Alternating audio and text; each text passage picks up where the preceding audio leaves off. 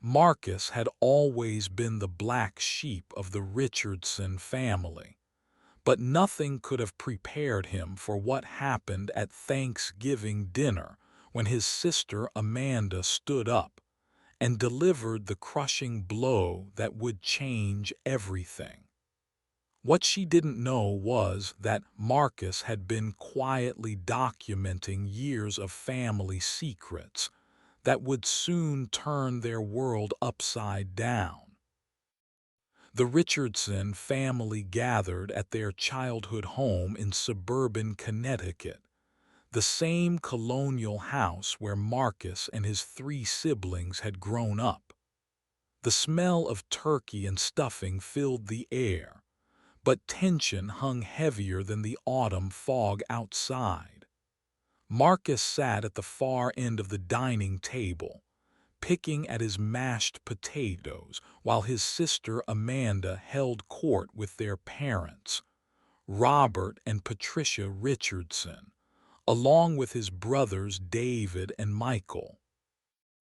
Amanda had always been the golden child. Harvard MBA, six-figure salary at a prestigious consulting firm, married to a successful attorney named James. She lived in a sprawling house in an exclusive neighborhood and drove a luxury car that cost more than most people's annual salary. Marcus, on the other hand, worked as a freelance graphic designer, lived in a modest apartment, and had never quite lived up to the family's expectations of success and conformity.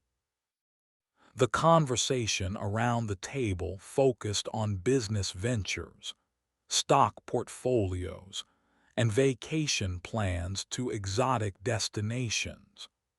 Marcus tried to contribute by mentioning a recent project he'd completed for a nonprofit organization, but his words were met with polite nods and quick subject changes.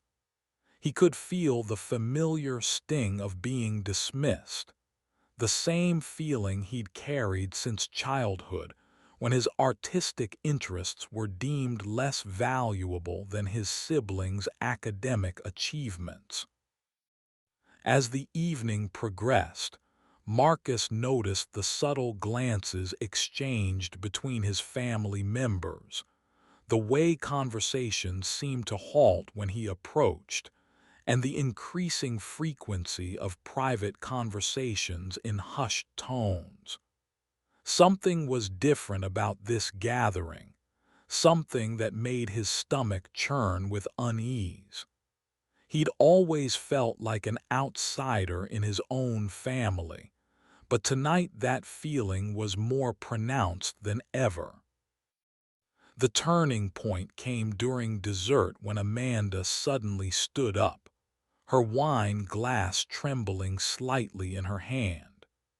Her usually composed demeanor cracked as she looked directly at Marcus with a mixture of determination and what appeared to be rehearsed resolve. The room fell silent except for the ticking of the grandfather clock in the hallway and the distant sound of neighbors celebrating their own holiday gatherings. Amanda's voice was steady but cold as she began to speak, her words carefully chosen and delivered with the precision of someone who had practiced this moment multiple times. The other family members shifted uncomfortably in their seats, avoiding eye contact with Marcus while simultaneously showing their support for Amanda through subtle nods and encouraging glances. Marcus felt his heart rate accelerate as he sensed that whatever was coming would be life-altering, though he couldn't have imagined just how devastating and ultimately vindicating this moment would become. Amanda cleared her throat and straightened her shoulders, adopting the authoritative posture she used in boardroom presentations.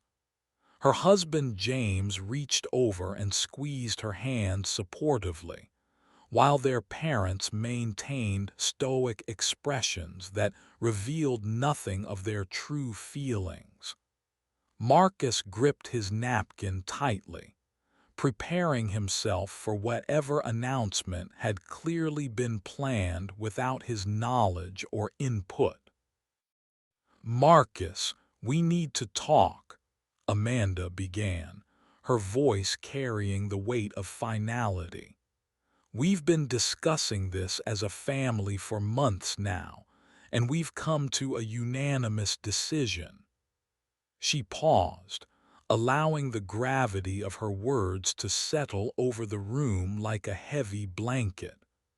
The flickering candlelight cast dancing shadows across the faces around the table, creating an almost theatrical atmosphere for what was about to unfold. Marcus felt his mouth go dry as he realized that every person at the table, his parents, his brothers, his sister-in-law Jennifer, and Amanda's husband, were all aware of whatever decision had been made about him.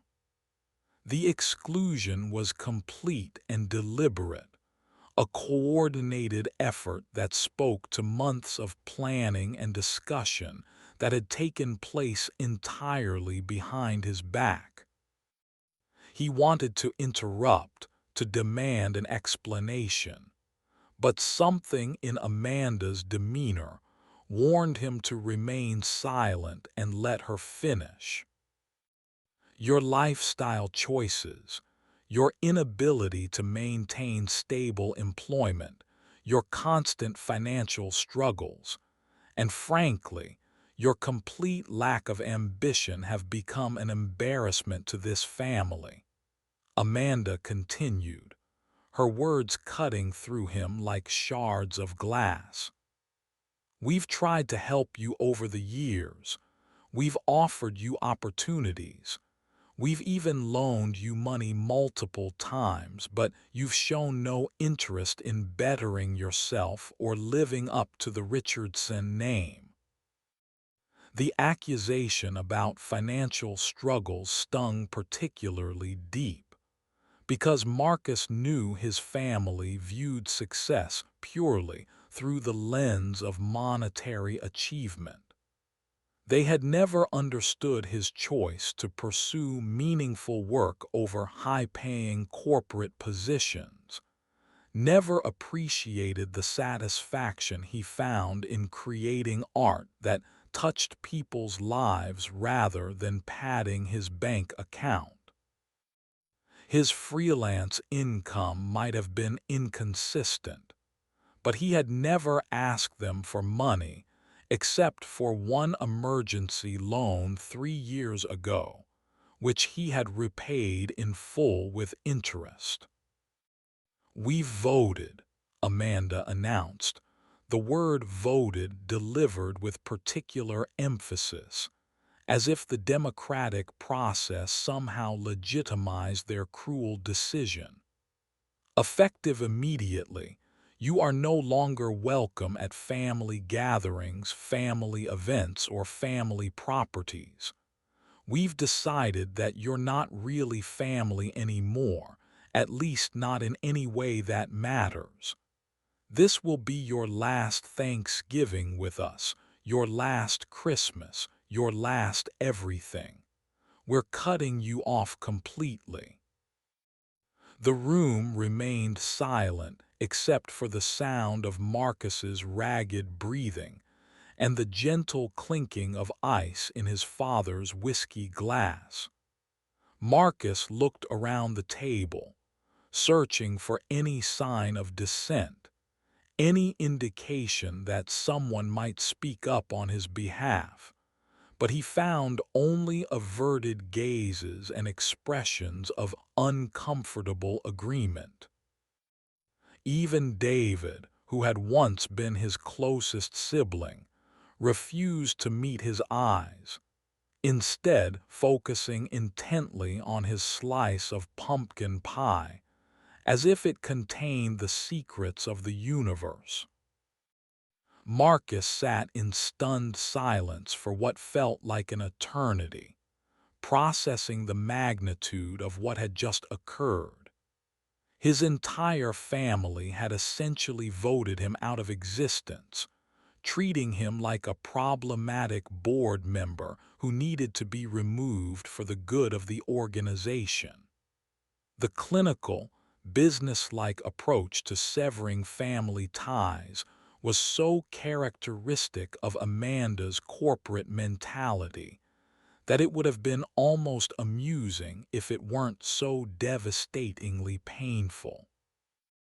His mother, Patricia, who had always prided herself on maintaining family unity and traditional values, sat rigidly in her chair with her hands folded in her lap, offering no maternal comfort or protection. His father, Robert, continued sipping his whiskey with mechanical precision, his face a mask of indifference that Marcus had seen countless times throughout his childhood whenever difficult conversations arose. The man who had taught him to ride a bicycle and throw a baseball now looked at him, as if he were a stranger who had wandered into their home uninvited. "I suppose you expect me to just accept this and walk away quietly," Marcus finally managed to say, his voice hoarse with emotion but steady with a resolve that surprised even him. He had spent 32 years trying to earn their approval, trying to fit into their narrow definition of success and respectability, and now he realized how futile and soul-crushing that effort had been. The liberation was unexpected and oddly empowering. Amanda's expression softened slightly, perhaps recognizing the pain she had inflicted, but her resolve remained firm. "We think it's best for everyone involved. You can continue living your life however you choose, but it won't be connected to ours anymore. We're tired of making excuses for you, tired of the drama and disappointment. This family has a reputation to maintain, and frankly, you've become a liability we can no longer afford." The word liability hung in the air like a toxic cloud, reducing 32 years of shared history, childhood memories, and family bonds to a simple business calculation. Marcus thought about all the times he had supported his siblings through their own struggles. David's gambling problem that had cost him his first marriage. Michael's DUI arrest that the family had quietly covered up. Amanda's affairs during her first marriage that had nearly destroyed her career prospects. None of those situations had resulted in family votes or permanent banishments. "Before I leave," Marcus said slowly, reaching into his jacket pocket, "I think there's something you all should know. See, I've been working on a little project for the past few years. Call it a hobby, really." He pulled out a small digital recorder, placing it carefully on the table where everyone could see it. The device looked innocuous enough, but the way Amanda's face suddenly drained of color suggested she understood its significance immediately. Marcus had always been the family's unofficial documentarian, the one who recorded holiday gatherings, birthday parties, and family reunions. What they hadn't realized was that his Artistic nature made him naturally observant, and his technical skills had evolved far beyond simple holiday videos. For the past 3 years, he had been quietly recording conversations, saving text messages, and documenting the family's less admirable moments with the methodical precision of an investigative journalist. The atmosphere in the dining room shifted palpably as Marcus continued speaking, his voice gaining strength and confidence with each word. You see, when you're the family disappointment, people tend to forget you're even in the room. They have conversations around you, make phone calls in front of you, discuss things they probably shouldn't. And when you're a graphic designer who specializes in digital media, well, you tend to develop certain technical skills that come in handy. Amanda's husband James leaned forward, his legal instincts clearly activated by the implied threat.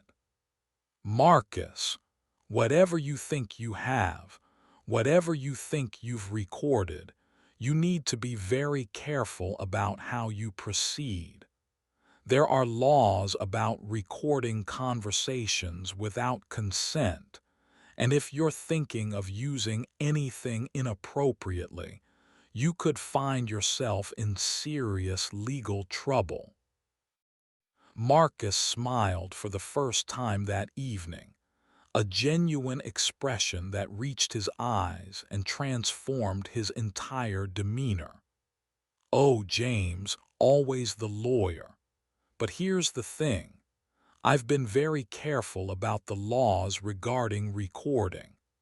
Amazing what you can learn when you have time on your hands because you're not busy climbing corporate ladders or maintaining family reputations. Every recording I've made has been completely legal, either in public spaces or with proper consent that people forgot they gave. He picked up the recorder and turned it slowly in his hands, letting the weight of its implications settle over his family members. For instance, Amanda, remember last Christmas when you had a few too many glasses of wine and started telling Jennifer about how you've been inflating your expense reports at work for the past 2 years?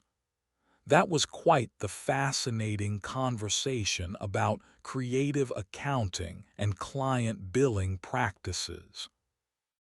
Amanda's face went from pale to ashen, her carefully maintained composure cracking like ice under pressure. Jennifer, David's wife, shifted uncomfortably in her seat as she realized she had been an unwitting accomplice in conversations that were now apparently documented. The implications of Amanda's confession went far beyond family embarrassment.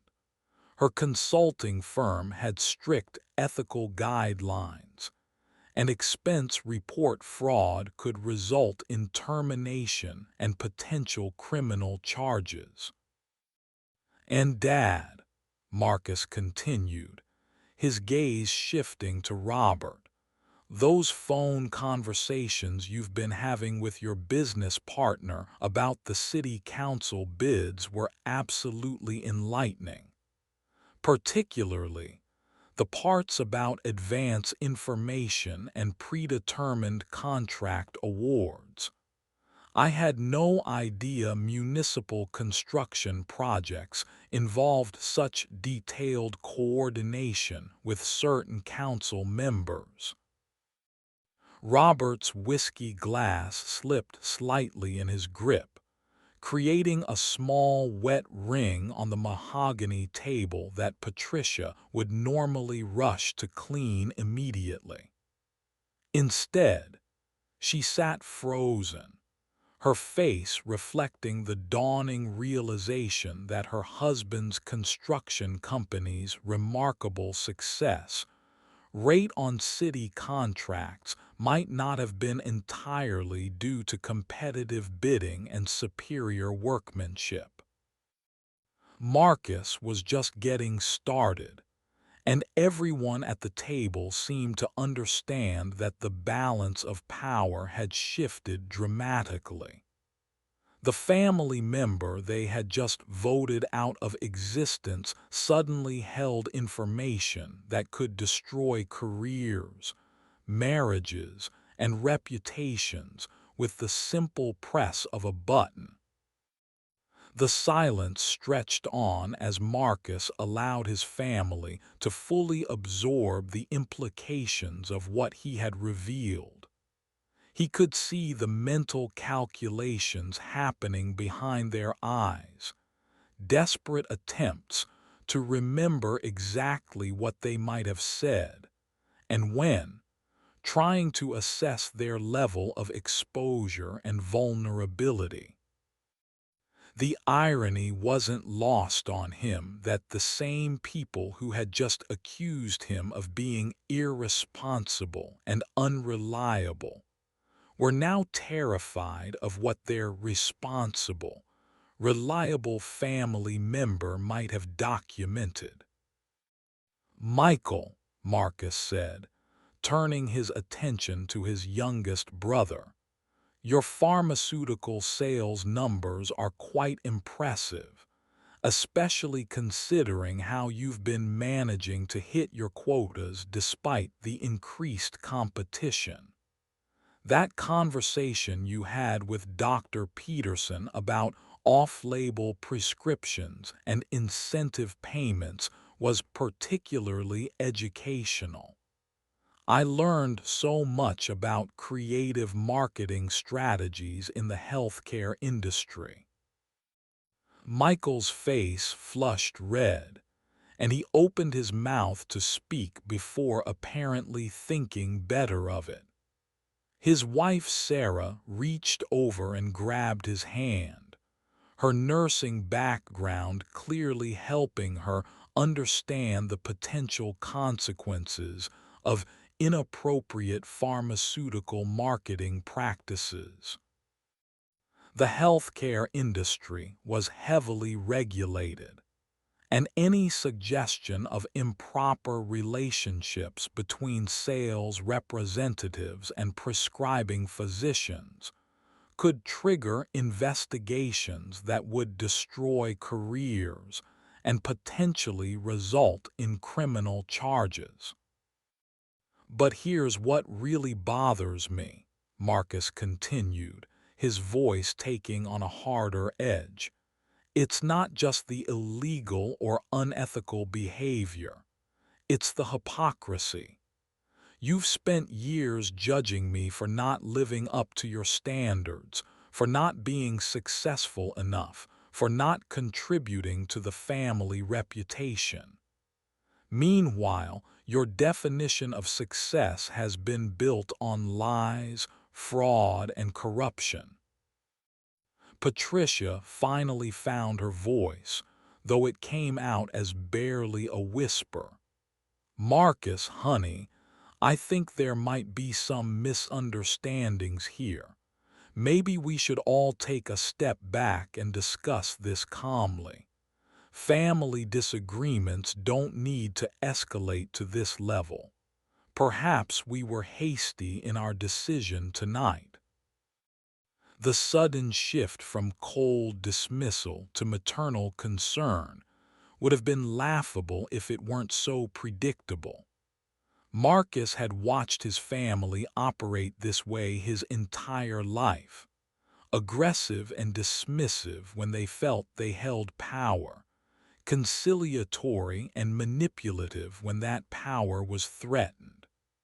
The pattern was so consistent it was almost boring, like watching a poorly written play where all the actors forgot their lines and were improvising badly.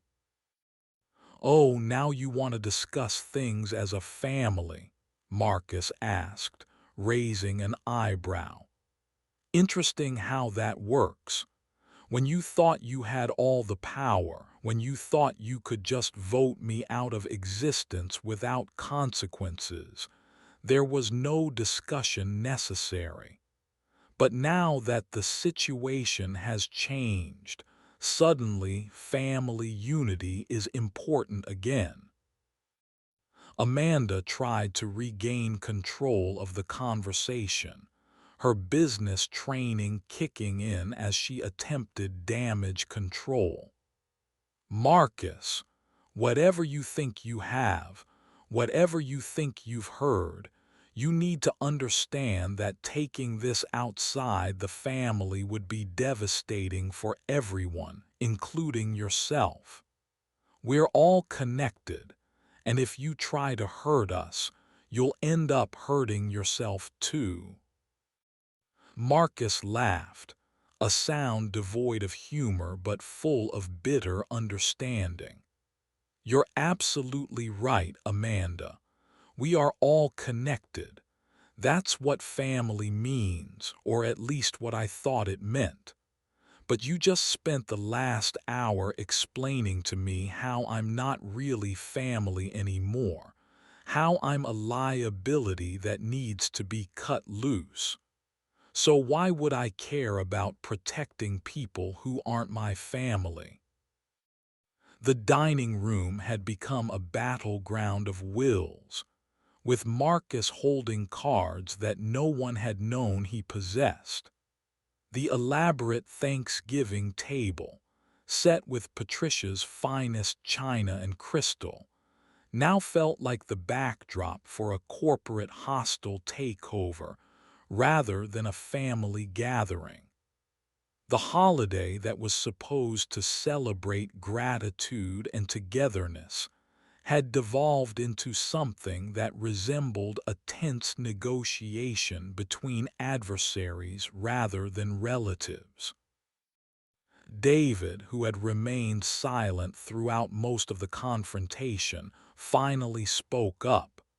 His voice carried a pleading tone that Marcus hadn't heard since they were children. Look, Marcus, maybe we made a mistake tonight. Maybe we were too harsh, too quick to make such a permanent decision. But you have to understand, we were trying to protect the family. We thought that by setting boundaries, we could help you understand what you needed to change. Protect the family from what, exactly? Marcus asked. From my failure to make enough money, from my choice to do work that actually means something to me, from my refusal to compromise my values for financial gain. Because from where I'm sitting, it seems like I'm the only one who hasn't compromised his values, and that's apparently what makes me the liability. The truth of his words hung heavy in the air. Marcus had always been different from his siblings, but he had never realized that his integrity was what made him dangerous to them. His refusal to participate in their questionable business practices, his discomfort with their casual discussions of ethical violations, his tendency to change the subject when conversations turned to illegal activities. All of it had made him a potential threat they needed to neutralize. "What do you want?" James asked bluntly, his legal background cutting through the emotional manipulation to get to the practical matter at hand. Obviously, you didn't document all of this without some purpose in mind. You're not the type to use information maliciously unless you were pushed to it. So what's your end game here? Marcus appreciated the directness, even if it came from someone who had just participated in his banishment from the family. At least James was being honest about the transactional nature of the situation, rather than trying to manipulate him with false appeals to family loyalty and love. "You know what I want," Marcus said, standing up from the table and pocketing the recorder. "I want exactly what you just gave me. I want to be free from this family. But here's the difference between your version and mine. I'm choosing to leave because I finally understand what you all really are, not because I've been voted out by people who think they're better than me." He walked around the table, making eye contact with each family member as he continued speaking. "I'm going to walk out of here tonight, and I'm going to build a life surrounded by people who actually care about character over bank accounts, who value honesty over profit margins, who understand that family means supporting each other rather than cutting each other loose when it's convenient." Patricia began to cry, but her tears felt calculated rather than genuine, another manipulation tactic in the family playbook. "Marcus, please don't do this. Don't tear our family apart over hurt feelings and misunderstandings. We can work through this together, like families are supposed to do." Marcus paused at his mother's words, feeling a flicker of the old pain and longing that had driven him to seek their approval for so many years. For just a moment, he could imagine forgiving them, accepting their apologies, and trying to rebuild their relationships on a foundation of mutual respect and understanding. But then he remembered Amanda's cold pronouncement that he was not really family anymore, and the unanimous nature of their vote to exile him from their lives. "The thing is, Mom," Marcus said gently, "you had decades to work through this as a family. You had countless opportunities to support me, to value what I brought to the table, to treat me with the same respect you showed each other. Instead, you enabled and celebrated behavior that was dishonest and sometimes illegal, while criticizing me for having standards and principles." He looked around the room one final time, taking in the faces of people who had shaped his entire life, but who he was now seeing clearly for perhaps the first time. "I'm not tearing this family apart. You already did that when you decided I wasn't worthy of being part of it. I'm just accepting your decision and moving forward." Robert finally spoke, his voice carrying the authority that had intimidated Marcus throughout his childhood. "Son, you need to think very carefully about what you do with whatever information you think you have. Families protect each other, even when they disagree. If you use private family conversations to hurt us, you'll be proving that we made the right decision tonight." The threat was thinly veiled but unmistakable. They expected him to protect them even after they had abandoned him, to maintain loyalty to people who had just demonstrated they felt no loyalty toward him. It was the same double standard that had defined their relationship with him throughout his life, and Marcus finally understood why he had never felt like he truly belonged in this family. "You're right about one thing, Dad," Marcus replied. "Families do protect each other, but you stopped being my family the moment you decided I wasn't good enough to be part of yours. Now I'm just someone who used to know you, someone who happened to overhear some interesting conversations over the years." Amanda made one last desperate attempt to regain control. "Marcus, be reasonable. Whatever we said tonight, we said in the heat of the moment.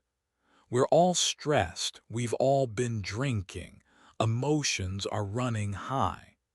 Tomorrow morning, this will all seem like a terrible mistake. We can start over, we can work things out, but only if you're willing to be part of the solution rather than part of the problem." Marcus smiled sadly, recognizing the manipulation tactics that had been used on him since childhood, the gaslighting about his perceptions, the suggestion that his emotional reactions were inappropriate, the implication that their behavior was somehow his fault. "You know what, Amanda? You're absolutely right. Tomorrow morning, this will seem like a terrible mistake, but the mistake won't be my reaction tonight. The mistake will be all the years I spent trying to earn the approval of people who were never going to respect me anyway." He pulled out his phone and made a show of checking the time. "Well, this has been enlightening, but I should probably get going. Unlike some people, I have to work tomorrow, and I like to be well rested when I'm earning my money through honest labor." As Marcus moved toward the front door, the family members exchanged panicked glances, clearly uncertain about whether to let him leave or attempt some form of physical intervention.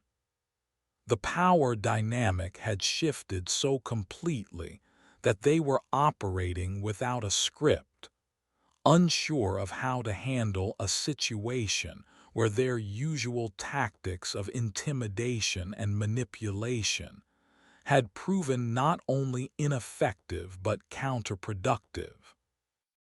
"Wait," Michael called out, his voice cracking with desperation. "Just wait a minute. Let's say we made a mistake tonight. Let's say we were wrong about everything. What would it take for you to forgive us? What would it take for us to make this right?" Marcus paused with his hand on the doorknob, considering the question seriously. Part of him wanted to believe that genuine remorse was possible, that his family members were capable of recognizing their mistakes and making meaningful changes. But he had lived with these people for 32 years, and he understood that their current panic was motivated by self-preservation rather than genuine regret. "You want to know what it would take?" Marcus asked, turning back to face them one final time. "It would take you acknowledging that success isn't just about money and status. It would take you admitting that my work has value even if it doesn't generate corporate profits. It would take you understanding that integrity matters more than profit margins, and that character is more important than connections." He looked directly at each of them as he continued. "It would take you respecting my choices even when they're different from yours, supporting my dreams even when they don't match your definition of success, and treating me like an equal member of this family instead of a project that needs to be fixed or a liability that needs to be managed." The silence that followed his words told him everything he needed to know. Even faced with the potential destruction of their careers and reputations, they couldn't bring themselves to acknowledge that his values and choices had merit. They were willing to apologize for their tactics, willing to negotiate terms for his silence, but they weren't willing to accept him for who he actually was. "That's what I thought," Marcus said quietly. "You're not sorry for rejecting me. You're sorry that I'm in a position to reject you back. You're not sorry for judging my life choices. You're sorry that your own choices are now subject to judgment. You don't want me back in the family because you love me. You want me back because you're afraid of what I might do if I stay out." Jennifer, David's wife, who had barely spoken all evening, suddenly stood up. "Marcus, I need you to know that I never agreed with any of this. I told David that cutting you out was wrong, that families don't abandon each other just because someone's different. But nobody listened to me, and I didn't have a vote anyway since I'm just an in-law." Her words carried the ring of truth, and Marcus felt a brief moment of gratitude for her honesty. But even her support couldn't change the fundamental reality of what had occurred tonight, or what it revealed about the people he had called family for his entire life. "Thank you for saying that, Jennifer," Marcus replied sincerely. "That means more to me than you know. But the fact that you were the only dissenting voice just proves how unanimous the rest of them were in their decision. This wasn't a momentary lapse in judgment. This was a calculated choice made by people who had plenty of time to consider alternatives." Marcus opened the front door, feeling the cool November air wash over him like a cleansing breath. Behind him, he could hear urgent whispers and hushed arguments as his family members tried to decide on their next move. The irony wasn't lost on him that they were finally having the kind of family discussion they should have had before making their original decision. But now it was too late for their deliberations to matter. "Marcus," his father called out, his voice carrying a note of authority that had once been enough to stop Marcus in his tracks. "Whatever you think you're going to do with those recordings, whatever revenge you think you're planning, remember that actions have consequences. Think very carefully about whether you want to live with the results of destroying your own family." Marcus turned back one final time, and his father was surprised to see not anger or hurt in his son's eyes, but something that looked almost like pity. "Dad, I'm not destroying anything that wasn't already destroyed. You did that when you decided I wasn't worth keeping around.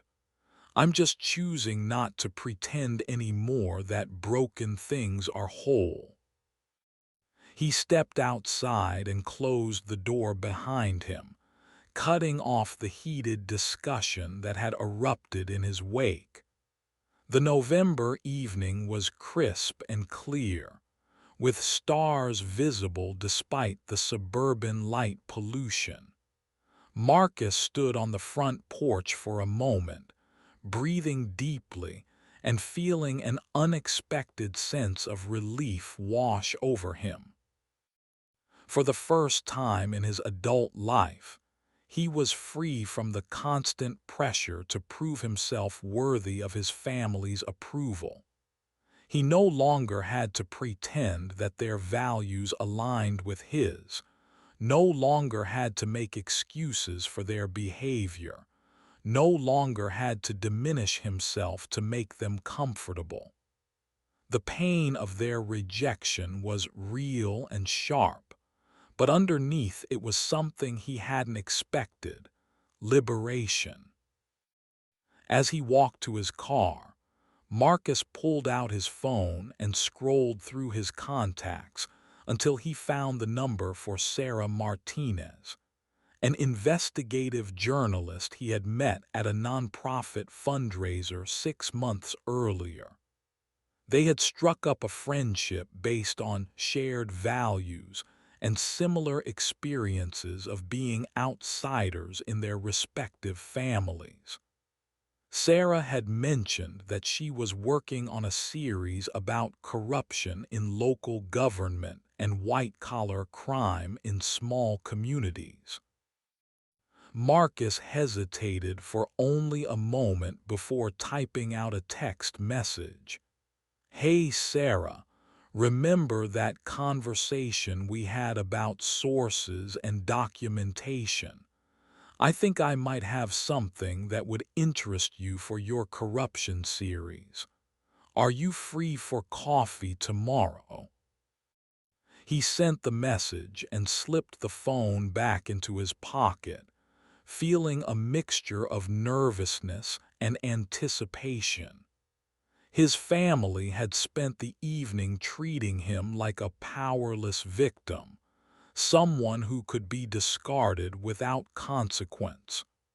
What they hadn't realized was that their victim had been quietly gathering evidence for years, and he was far from powerless. The drive home gave Marcus time to think about what came next. He had spent so many years defining himself in relation to his family's expectations that he wasn't entirely sure who he was without that framework. But for the first time, he was excited to find out. Marcus arrived at his modest apartment feeling emotionally drained but strangely energized. The contrast between his simple, honest living space and his family's elaborate displays of wealth struck him more forcefully than usual. His apartment might not have impressed anyone, but everything in it had been earned through his own efforts and reflected his actual values rather than a carefully constructed image. He poured himself a glass of wine, a bottle he had been saving for a special occasion, though he had never imagined that occasion would be his banishment from his family, and settled into his favorite chair to process the evening's events. His phone buzzed with a response from Sarah Martinez. "Absolutely. How about 10 a.m. at Common Ground Coffee? And Marcus, are you okay? Your message sounds like something significant happened." Marcus smiled at her perceptiveness and genuine concern, qualities that had been notably absent from his family's interactions with him. He typed back, "Long story, but I'm okay. Maybe better than okay. See you tomorrow." Over the next hour, Marcus's phone continued to buzz with calls and text messages from various family members, each attempting a different strategy for damage control. Amanda's messages were businesslike and threatening, warning him about the legal consequences of using illegally obtained recordings.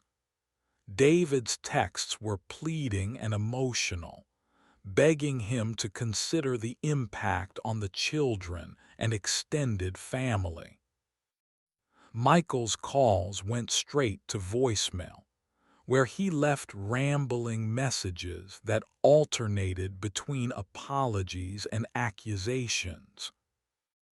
His parents tried a more traditional approach, with his mother sending teary voicemails about how much she loved him and how family was the most important thing, while his father left stern messages about family loyalty and the importance of keeping private matters private.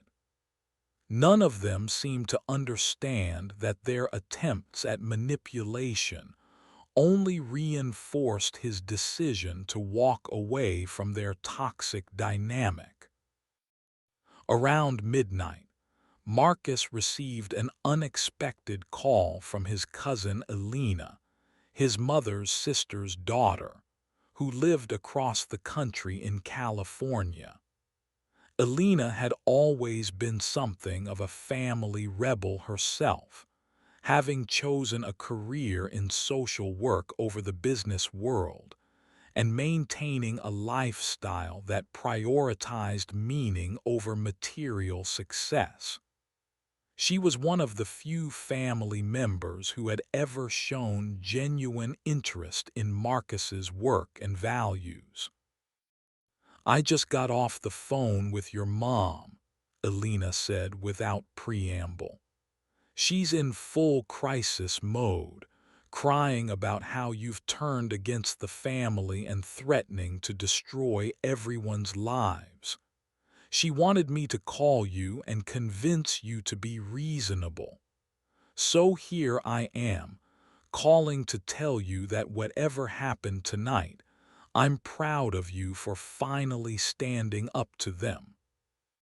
Marcus felt tears prick his eyes at the unexpected support from someone who actually understood the family dynamics that had shaped his life. "Elena, I don't know if you really understand what's at stake here. This isn't just about hurt feelings or family arguments. I have information that could seriously damage their careers and reputations." "Good," Elena replied firmly. "Maybe it's time someone held them accountable for their behavior. I've watched them treat you like garbage for years, always finding reasons why you weren't good enough, why your choices were wrong, why you needed to change to fit their narrow definition of success. The fact that they finally pushed you far enough to push back doesn't make you the villain in this story." Elena's support gave Marcus the validation he hadn't realized he needed. Hearing from someone who knew his family intimately, but could see the situation objectively confirmed that his perceptions weren't distorted by hurt feelings or misunderstandings. The dysfunction he had experienced was real, and his decision to protect himself was justified. "The thing is," Marcus continued, "I never wanted it to come to this. I spent years hoping they would eventually accept me, trying to find ways to earn their respect without compromising who I am. But tonight made me realize that was never going to happen. They were always going to see me as a problem that needed to be solved or eliminated." "You know what your problem is, Marcus?" Elena asked, her tone mixing affection with exasperation. "You're too good for them, and they can't stand it. You have integrity in a family full of people who sacrifice their principles for profit. You care about doing meaningful work in a family obsessed with status and wealth. You treat people with respect and kindness in a family that views those qualities as weaknesses." Elena's words helped Marcus see his situation from a different perspective. He had always viewed himself as the family failure, the one who couldn't measure up to their standards. But maybe the problem wasn't that he was inadequate. Maybe the problem was that their standards were fundamentally flawed. "What are you going to do?" Alina asked. "And please don't tell me you're going to let them guilt you into backing down. They've had 32 years to treat you right, and they chose not to. The fact that they're scared now doesn't change what they did or who they really are." Marcus looked at the digital recorder sitting on his coffee table, containing years of evidence about his family's illegal and unethical activities. He thought about Sarah Martinez and her corruption investigation, about the public officials and business owners who were using their positions to enrich themselves at the expense of honest competition and taxpayer money. He thought about the pharmaceutical companies and healthcare providers who were prioritizing profits over patient care, and the consulting firms where employees were committing fraud with impunity. "I'm going to do what I should have done years ago," Marcus said finally. "I'm going to choose my own values over their approval. I'm going to stand up for what's right instead of protecting what's profitable. And I'm going to build a life surrounded by people who actually deserve my loyalty." Alina was quiet for a moment before responding. "I'm proud of you, cousin. It takes courage to walk away from family, especially when they're all you've ever known. But sometimes walking away is the only way to save yourself, and you can't save yourself if you're drowning trying to save people who don't want to be saved." After hanging up with Alina, Marcus felt a sense of clarity and purpose that had been missing from his life for years.